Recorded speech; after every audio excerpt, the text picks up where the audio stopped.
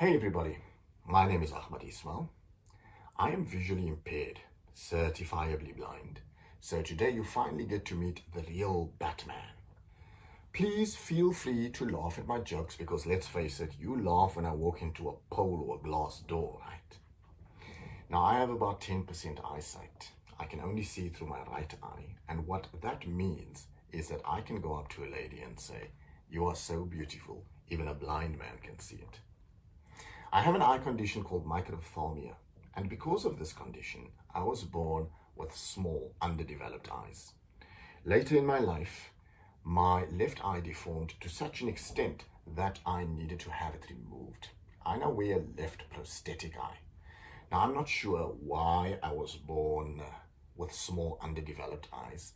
I think I may have been conceived during a commercial break, and things may have been a bit rushed at the time, you see.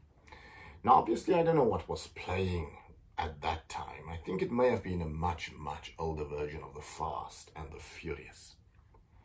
Now, I have a very large television set at home, and when I sit close enough, I can also enjoy shows on Showmax and Netflix.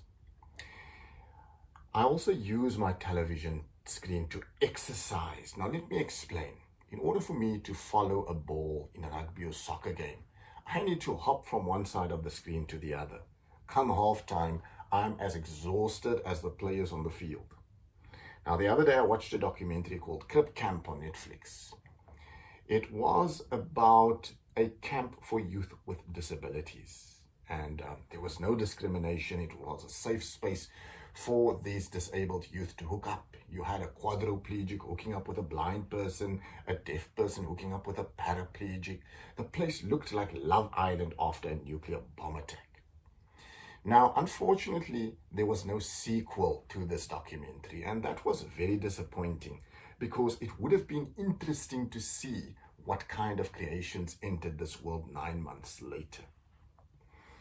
Something really needs to be done about how disabled people are treated in South Africa and all over the world for that matter.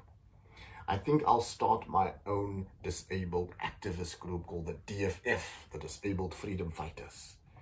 Now, I understand that protesting with machetes may be a bit suicidal, and marching to Parliament may require too much hopping and rolling and crawling and knocking into poles.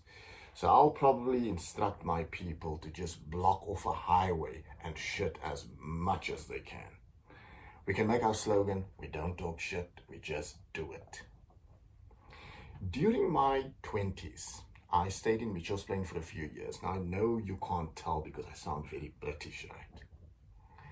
But while I was in Mitchell's Plain, I noticed that many of the cars only had one working front light. Now, let's say that car comes towards me. With my limited eyesight, it looks like a motorbike, right? Now, I'm not criticizing these cars, people, because the one thing I have in common with them is that only one globe is working, be it ever so slightly.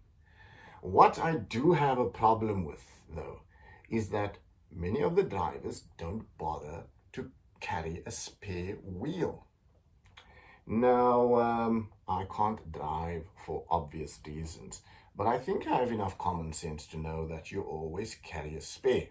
I always carry a spare. What if my prosthetic eye should fall out and I can't find it? I would need a spare, right? Now, this happened to me quite often, you know. The other day I was sitting on the loo. My eye socket started to itch. I gave it a bit of a rub and my eye fell out. I crawled all over the bathroom floor trying to locate this eye, but I could find absolutely nothing.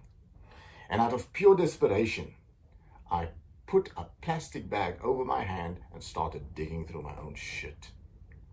But still nothing, right? I had to resign myself to the fact that my eye was gone.